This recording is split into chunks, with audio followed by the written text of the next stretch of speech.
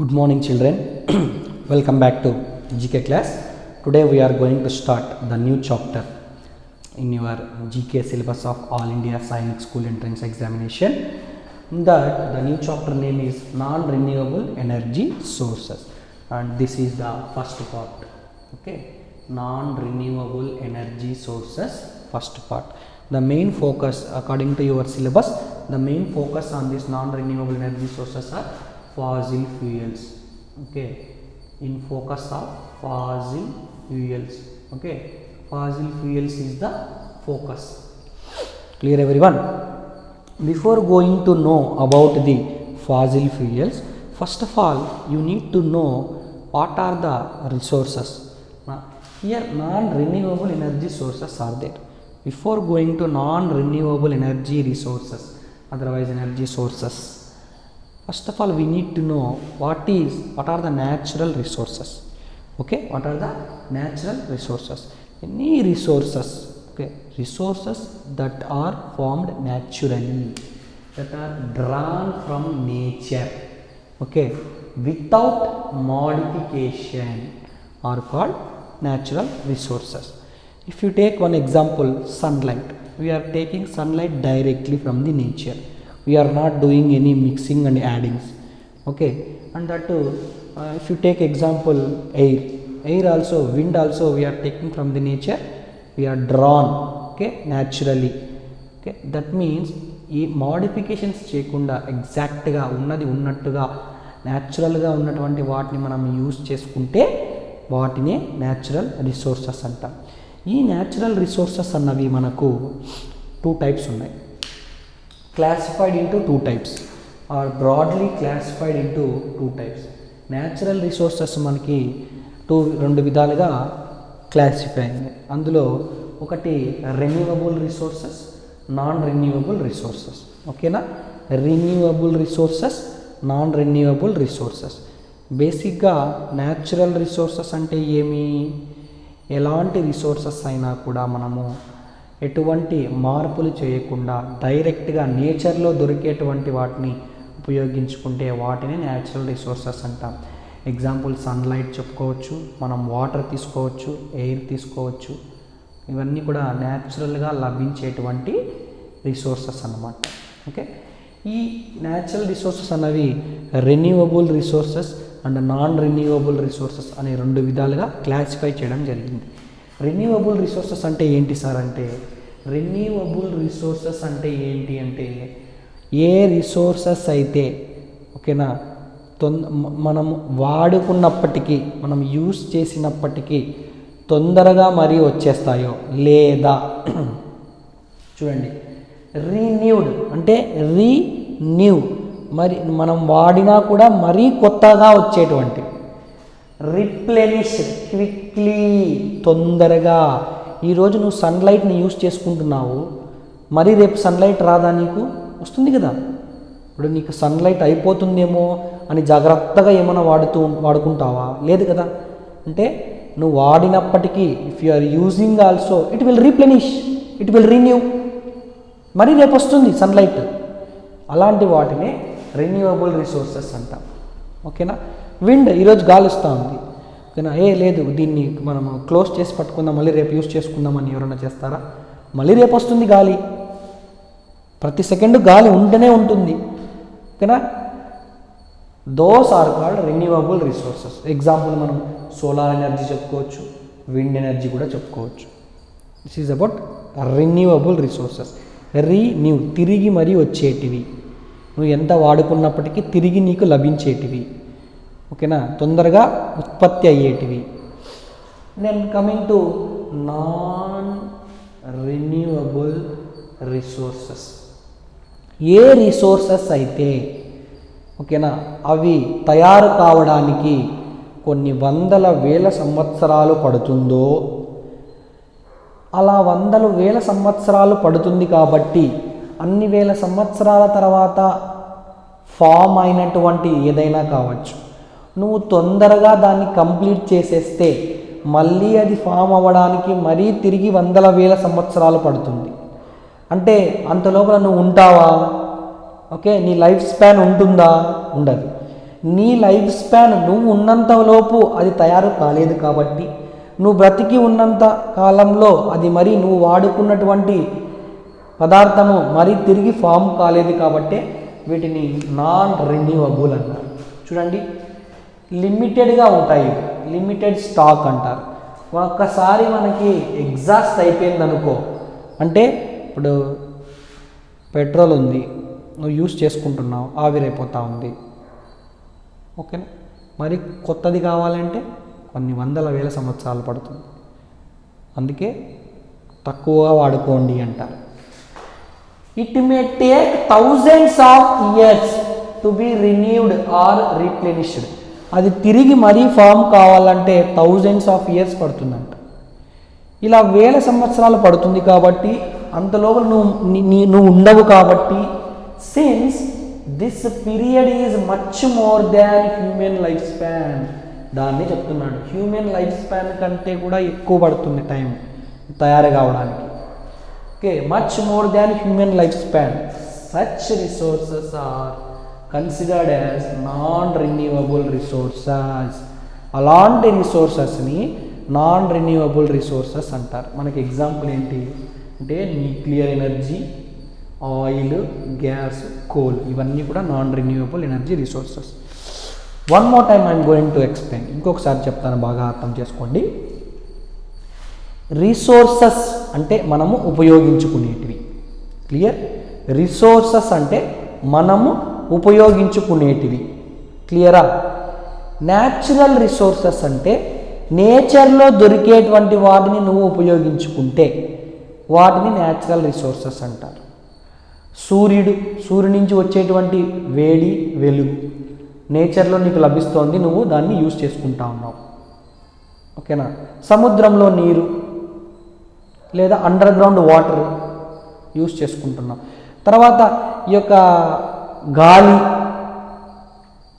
గాలి వస్తూ ఉంది, ఆ గాలిని యూజ్ చేసుకుంటున్నావు.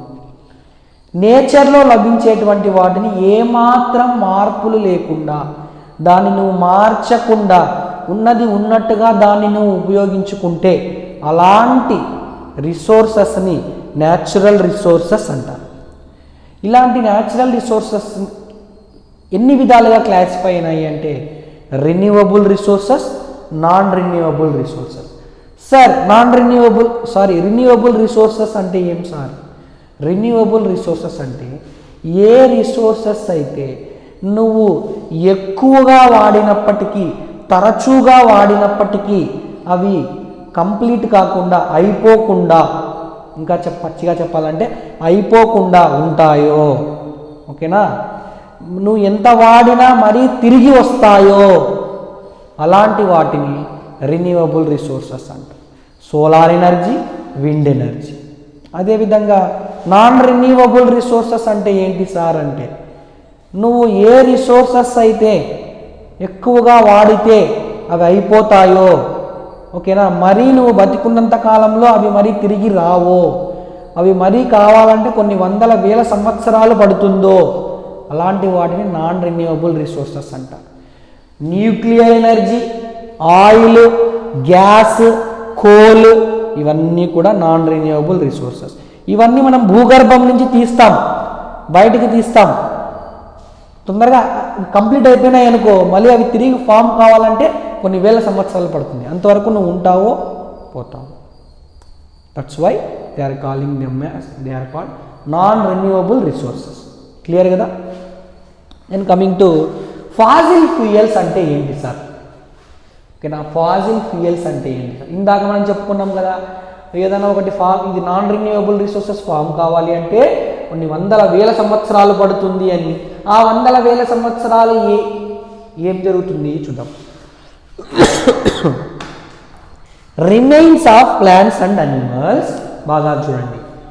Remains of plants and animals అంటే జంతువులు కానీ, మనుషులు కానీ, మొక్కలు కానీ చనిపోయిన తర్వాత ఎక్కడికి వేస్తాం? భూమి లోపల పడేస్తాం, ఓకేనా. అన్నీ భూమిలో కలిసిపోవాల్సిందే కదా. జంతువులు కానీ, మొక్కలు, చెట్లు కానీ, మనుషులు కానీ చనిపోయిన తర్వాత భూమిలో కలిసిపోవాల్సిందే. ఇలాగా భూమిలో కలిసిపోయినటువంటి మొక్కలు కానీ జంతువులు కానీ బరీడ్ అంటున్నారు చూడండి, అంటే భూమి లోపల పాతుకొని పోవడం, కలిసిపోవడం.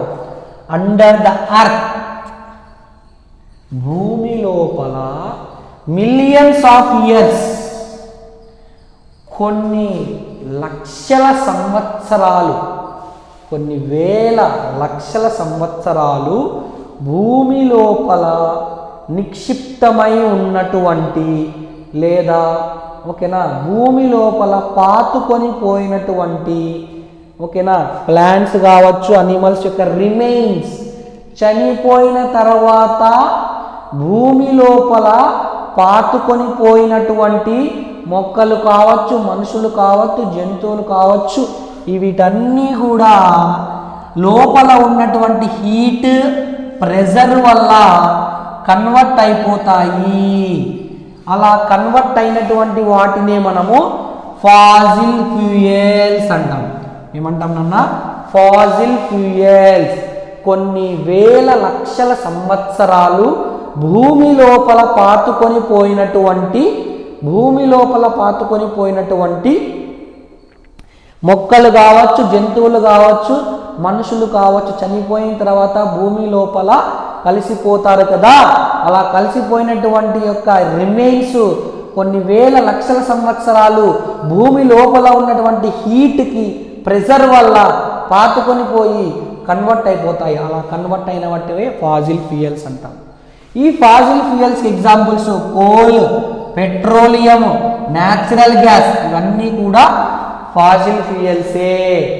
వీటిని కన్వెన్షనల్ ఎనర్జీ సోర్సెస్ అని కూడా అంటారు. కోలు, పెట్రోలియం, న్యాచురల్ గ్యాస్ ఏమంటాము? Conventional energy sources. కన్వెన్షనల్ అంటే నాన్ రిన్యూవబుల్ అని. కన్వెన్షనల్ మీన్స్ నాన్ రిన్యూవబుల్, మరి తిరిగి ఫామ్ కాలేవు అంత తొందరగా అని. అందుకే వాటిని కన్వెన్షనల్ అంటాం. ఈ తర్వాత ఇందులో ఫస్ట్ మనకి కోల్ గురించి మాట్లాడుకుందాం. దేని గురించి మాట్లాడుకుందాం? కోల్ గురించి మాట్లాడుకుందాం. ఈ కోల్ అన్నది ఎక్కువగా దొరికేటువంటి ఇంధనం. Most abundantly found fossil fuel. ఓకేనా?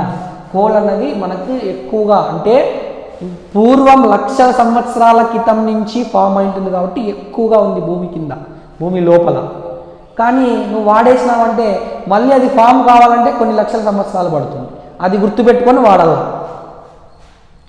ఈ కోల్ని మనము ఇళ్లలో డొమెస్టిక్ ఫ్యూయల్గా కూడా వాడతాం, అంతే కదా? ఓకేనా? మనం వంట చేసుకోవడానికి వాడతాం కదా కోల్ని. తర్వాత ఇండస్ట్రీస్లో వాడతాము. ఎక్కడ? ఇండస్ట్రీస్లో. ఐరన్ అండ్ స్టీల్ ఇండస్ట్రీస్లో ఐరన్ని, స్టీల్ని కరిగించడానికి మనకి అగ్గి కావాలి, ఫైర్ కావాలి. కంటిన్యూస్గా ఫైర్ కావాలి అంటే ఏం చేస్తాం? ఒక పేపర్ ఉంది నాన్న, నువ్వు అంటిస్తావు, ఆ పేపర్ కరిగి కొంతసేపు ఉంటుంది, మరి మంట ఆరిపోతుంది. అదే నువ్వు బొగ్గును అంటించు నాన్న, ఓకేనా, అది కొన్ని గంటల తరబడి అలాగే ఉంటుంది. వేడి అనేది ముఖ్యం మనకి పాతకాలంలో ఇస్త్రీ పెట్టెలు చూసినారా? ఇస్త్రీ పెట్టె లోపల బొగ్గులు వేసి అంటే వాటిని కాల్చి ఇస్త్రీ చేస్తున్నారు. ఓకేనా? చాలాసేపు హీట్ అలాగే ఉంటుంది. అంటే ఈ ఐరన్ అండ్ స్టీల్ ఇండస్ట్రీస్లో ఎక్కువసేపు మనకి ఈ యొక్క హీట్ కావాలి అంటే ఈ కోల్ అనేటువంటి దాన్ని యూజ్ చేస్తారు. తర్వాత స్టీమ్ ఇంజన్స్లో ఓకేనా, ఓల్డెన్ డేస్లో ట్రైన్స్ కూడా ఈ కోల్తో మూవ్ అయ్యేటివి. కోల్ని మండించి ఆ మంట వల్ల వచ్చేటువంటి స్టీమ్తో నడిచేటివి. అది కూడా స్టీమ్ ఇంజన్లు. తర్వాత ఎలక్ట్రిసిటీని జనరేట్ చేయడానికి కూడా కోల్ని యూజ్ చేస్తాం. కోల్ని ఎక్కడెక్కడ యూజ్ చేస్తాం? ఇంటిలో డొమెస్టిక్ పర్పస్లో వంట చేసుకోవడానికి మంటగా ఉపయోగిస్తాం. ఐరన్ ఇండస్ట్రీస్లో ఐరన్ అండ్ స్టీల్ ఇండస్ట్రీస్లో వాటిని మరిగించడానికి యూజ్ చేస్తాం. స్టీమ్ ఇంజన్స్ని స్టీమ్ ఇంజన్స్లో యూజ్ చేస్తాం. అవి వర్క్ అవ్వడానికి, ఇంజిన్ స్టార్ట్ అవ్వడానికి.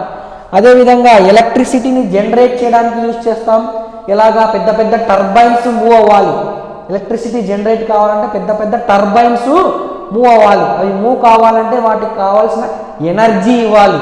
ఎక్కడి నుంచి ఇస్తాము? వేడి కావాలి. ఆ వేడి ఎక్కడి నుంచి వస్తుంది? ఈ కోల్ని మండించడం వల్ల వస్తుంది. ఓకేనా. ఎలక్ట్రిసిటీని ఈ కోల్ మండించడం వల్ల జనరేట్ చేసే ప్రాసెస్ని మనము థర్మల్ పవర్ అంటాం. ఈ కోల్ నుండి ఎలక్ట్రిసిటీని జనరేట్ చేసే దాన్ని ఏమంటాము, థర్మల్ పవర్ అంటాం.